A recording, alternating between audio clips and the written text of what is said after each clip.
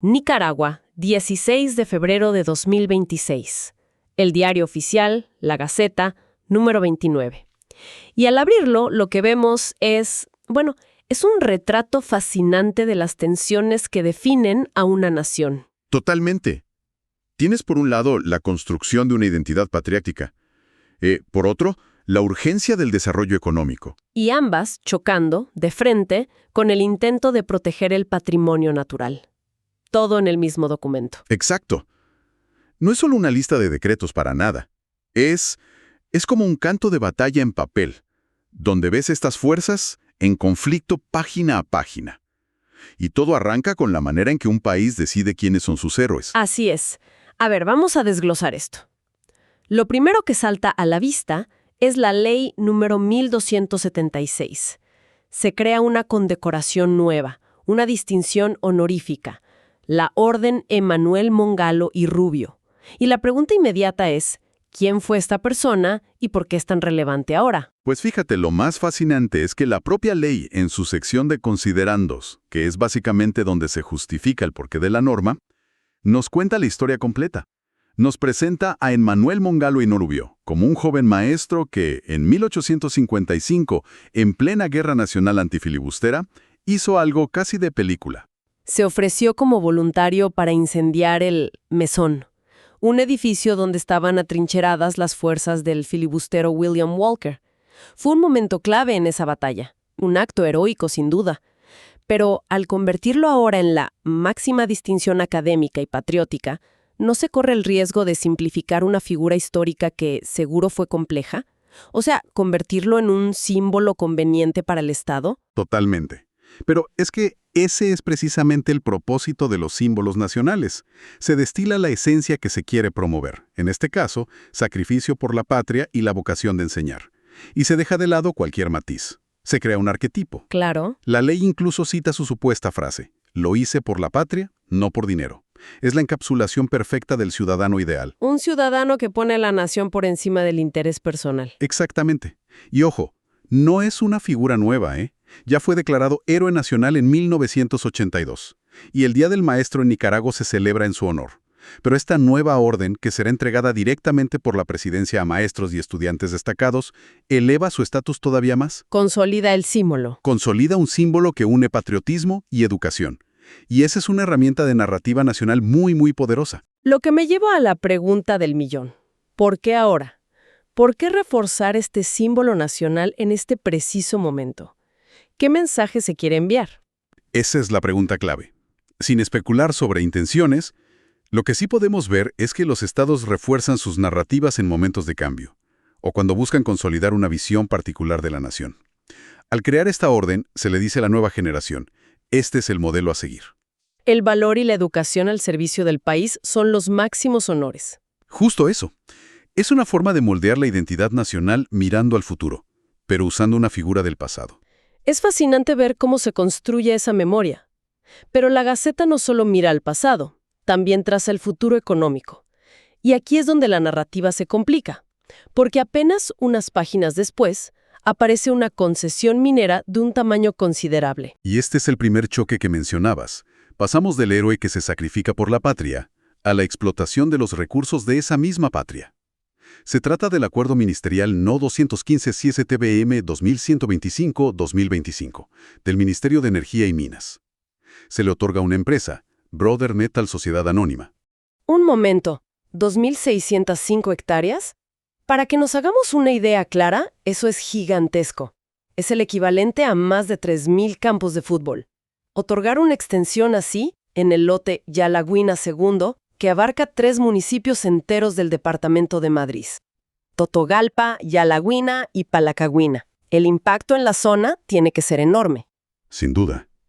Y el documento nos muestra la maquinaria burocrática detrás de esta decisión. Hay dictámenes favorables de catastro, de la Dirección Técnica Minera, de asesoría legal.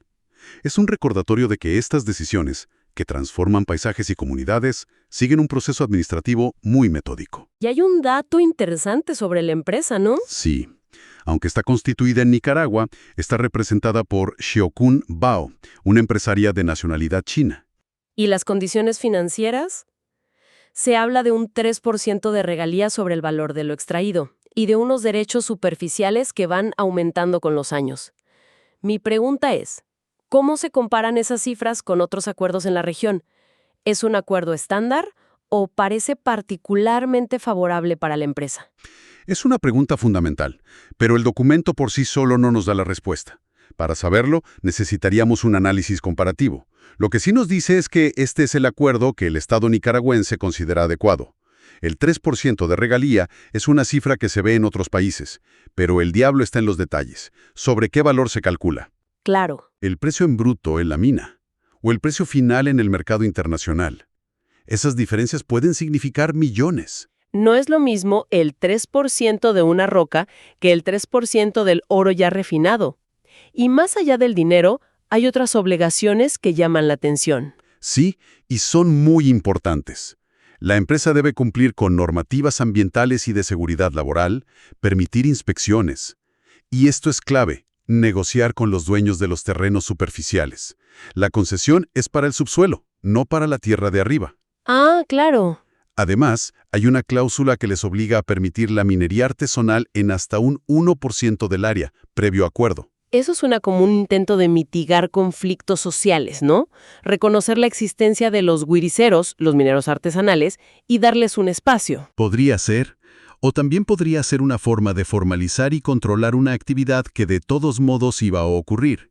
A cambio de todo esto, la empresa obtiene derechos exclusivos de exploración y explotación por 25 años. Transferibles y todo. Sí, que además puede transferir o arrendar con permiso del ministerio. Vemos que se pagaron 21.742 córdobas en timbres fiscales para formalizarlo. Es el precio del papel que autoriza una operación multimillonaria. Entonces tenemos al héroe patriótico por un lado. Por otro, la concesión económica a capital extranjero. Y el tercer acto de esta obra es la protección de los recursos naturales. Es casi como si la Gaceta estuviera escrita con un sentido de la ironía dramática. La contradicción es evidente.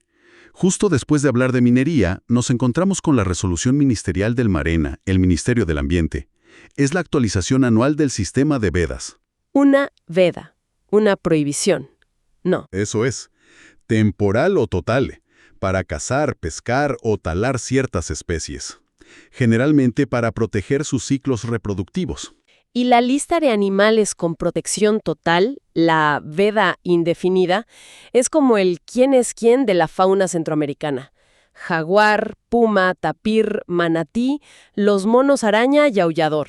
Básicamente, todos los animales que uno esperaría ver en un documental de naturaleza sobre la región. Y no solo mamíferos. No, también aves majestuosas como el águila arpía, el tiburón ballena en el mar o el famoso pez sierra del lago de Nicaragua. En cuanto a flora, se prohíbe de forma indefinida la tala de maderas preciosas como la caoba y el cedro real, y de ecosistemas clave como los manglares. Y sin embargo, aquí está la gran ironía que se nos presenta en bandeja. Se prohíbe la caza del jaguar, un animal que necesita miles de hectáreas de territorio virgen para sobrevivir.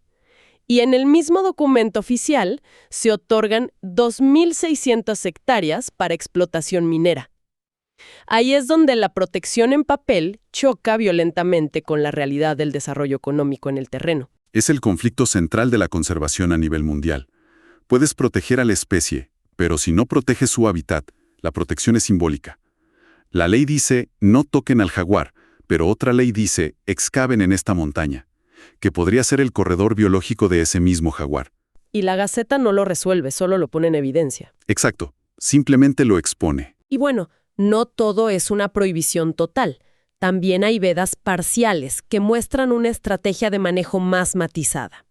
Por ejemplo, el garrobo negro y la iguana verde, con veda de enero a abril. La boa de abril a agosto. Exacto.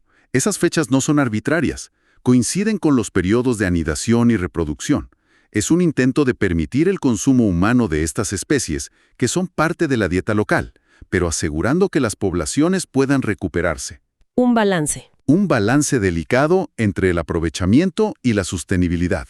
Lo mismo pasa con la langosta del Caribe o las conchas negras. Y hay un caso muy particular, el de la tortuga verde del Caribe. ¿Cómo se maneja eso? La resolución hace una excepción muy específica. Aclara que, a pesar de ser una especie amenazada, se permite su consumo con fines de subsistencia, pero exclusivamente para las comunidades de la costa Caribe. O sea, un reconocimiento de prácticas culturales. Sí, y alimentarias ancestrales, regulado por la ley de pesca. Es otro nivel de complejidad, el choque entre la conservación biológica y los derechos culturales de los pueblos originarios. Vaya, así que tenemos la construcción de la nación, la economía y la ecología en conflicto. Pero entre estas grandes decisiones, el diario está lleno del pulso burocrático del país. Y al principio pensé que esta parte era la menos interesante, pero ahora creo que es igual de reveladora. Lo es, porque nos muestra la otra cara del Estado. Una gran parte del documento, decenas de páginas, está dedicada a acuerdos del Ministerio de Educación para renovar licencias de contadores públicos autorizados de Rivera, con su número de cédula, la fianza que deben depositar, su afiliación al Colegio de Contadores. Me pregunto cuánta gente es consciente de que su licencia profesional depende de aparecer en este documento. ¿Parece algo tan arcaico en la era digital? Pero sigue siendo el pilar de la validez legal. Sin esa publicación, tu título o tu licencia, en teoría, no existen para el Estado. Es el último sello de goma, y en la burocracia, el sello de goma lo es todo. Es el Estado operando a todas las escalas. Exacto. Es el regulador macroeconómico que concede una mina y al mismo tiempo el notario de la vida profesional de cada ciudadano. Es un recordatorio de su omnipresencia. El engranaje del país en pleno funcionamiento, de lo más grande a lo más pequeño. Y al final, después de las licencias de contadores, vemos el último paso, la certificación de títulos universitarios. Exacto. Páginas y páginas con listas de nombres de recién graduados, de la Universidad Nacional Autónoma de Nicaragua, de la Universidad Nacional Comandante Padre Gaspar García Laviana y de muchas otras. Registran oficialmente los títulos en psicología, derecho, ingeniería, educación. Es el acto final. Es el acto final que les da validez legal a años de estudio. Es un vistazo a la nueva generación de profesionales del país. Cada uno esperando su turno para entrar en la economía y en la sociedad, regulados por este mismo Estado que, unas páginas antes, estaba definiendo héroes y repartiendo recursos. Todo está conectado. Y ese es el verdadero poder de analizar un documento como este. Se ve la totalidad del aparato estatal en acción simultáneamente. No es una cosa después de la otra. Todo sucede al mismo tiempo. Así es. El Estado conmemora el pasado, planifica el futuro económico, intenta proteger la biodiversidad y administra el presente de sus ciudadanos. Todo en las mismas 80 páginas. Entonces, al final de todo, ¿qué nos queda de este análisis de la Gaceta? Nos queda una imagen muy clara del pulso de un país, con todas sus contradicciones expuestas. Desde cómo se elige a un héroe para forjar una narrativa, hasta cómo se gestiona esa tensión inevitable entre explotación de recursos y conservación. Y ese equilibrio es constante y, a menudo, muy precario. El Estado honra a un maestro del siglo XIX con una orden patriótica, mientras autoriza una operación minera con tecnología del siglo XXI. Decreta la protección de especies en peligro, mientras certifica a los miles de nuevos profesionales que demandarán más recursos y más desarrollo. Lo que nos deja con una reflexión final, que en realidad es la pregunta que ha estado presente durante toda nuestra conversación. El documento establece una protección legal absoluta, una veda indefinida, para el jaguar, una especie emblemática que necesita vastos territorios para no extinguirse, y simultáneamente otorga una concesión minera de más de 2.600 hectáreas. Esto plantea la pregunta fundamental que toda nación enfrenta.